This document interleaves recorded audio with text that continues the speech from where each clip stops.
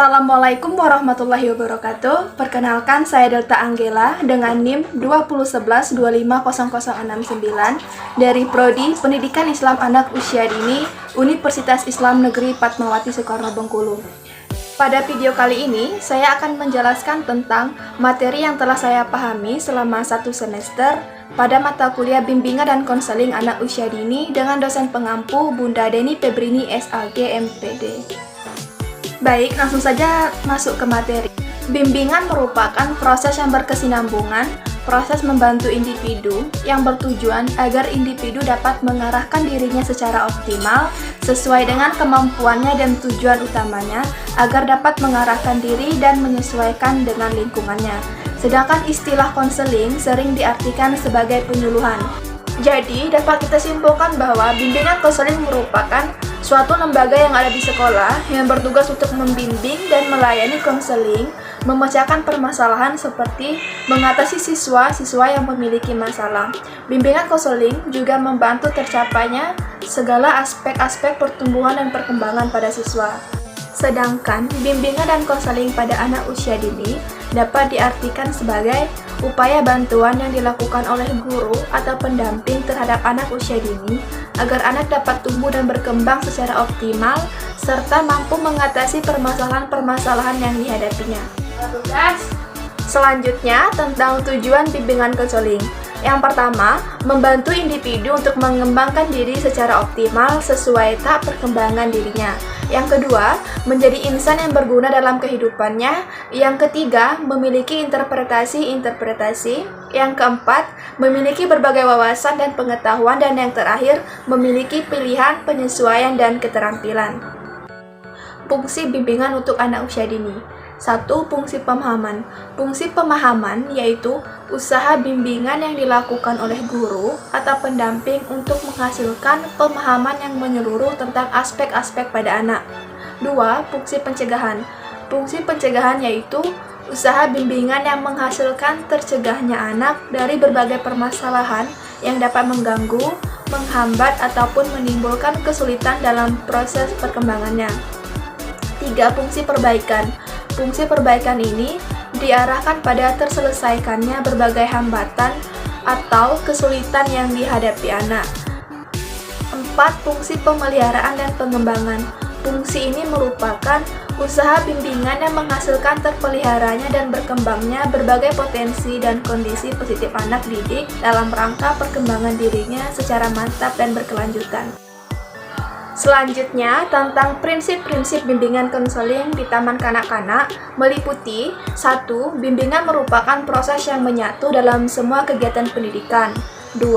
Bimbingan harus berpusat pada anak yang dibimbing. 3. Kegiatan bimbingan mencakup seluruh kemampuan perkembangan individu. 4. Layanan bimbingan harus diberikan secara berkelanjutan. 5. Dijaga kerahasiaan data tentang anak yang dibimbing. 6. Sebaiknya bekerja sama dengan lembaga-lembaga lain yang berhubungan dengan layanan bimbingan.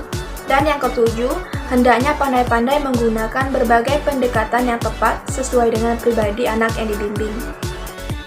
Selanjutnya, ruang lingkup bimbingan untuk anak usia dini dibagi menjadi 3, yaitu 1. Bimbingan pribadi sosial.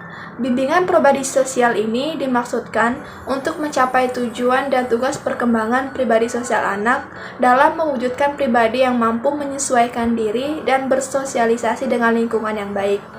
2. Bimbingan belajar. Bimbingan belajar dimaksudkan untuk mencapai tujuan dan tugas perkembangan pendidikan melalui kegiatan bermain sambil belajar yang mencakup pengembangan kemampuan dasar dan pembentukan perilaku. 3. Bimbingan karir. Bimbingan karir yaitu bimbingan untuk membantu anak dalam perencanaan, pengembangan, dan pemecahan masalah-masalah karir seperti pemahaman terhadap jabatan dan tugas-tugas kerja, pemahaman kondisi dan kemampuan diri, pemahaman kondisi lingkungan, perencanaan dan pengembangan karir, penyesuaian pekerjaan, dan pemecahan masalah-masalah karir yang dihadapi secara sederhana. Karir. Selanjutnya ada konsep dasar bimbingan konseling anak usia dini. Tujuan khusus untuk membantu anak. Yang pertama, mengenal dirinya seperti kemampuan, sifat, dan kebiasaan. Yang kedua, mengatasi kesulitannya. Yang ketiga, menyiapkan perkembangan mental sosial dan jenjang pendidikan selanjutnya.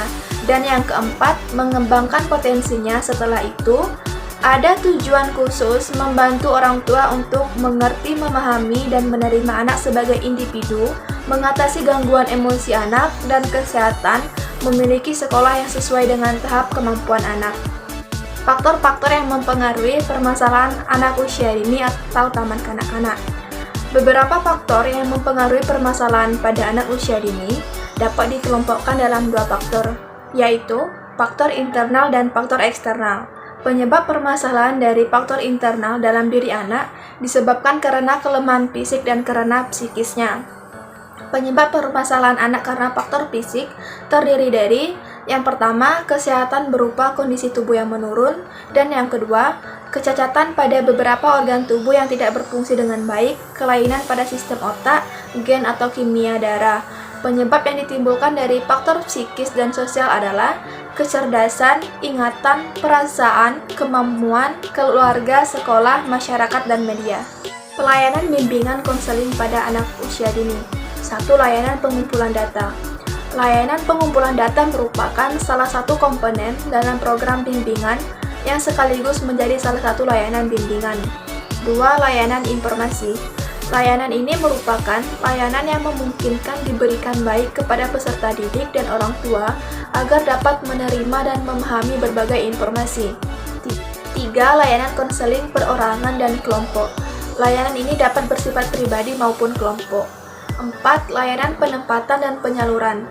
Layanan penempatan yaitu layanan yang membantu peserta didik dan orang tua dalam memperoleh penempatan dan penyaluran yang tepat baik di dalam kelas maupun di rumah, baik dalam kelompok belajar maupun kelompok bermain, serta kegiatan yang sesuai dengan minat dan bakat anak.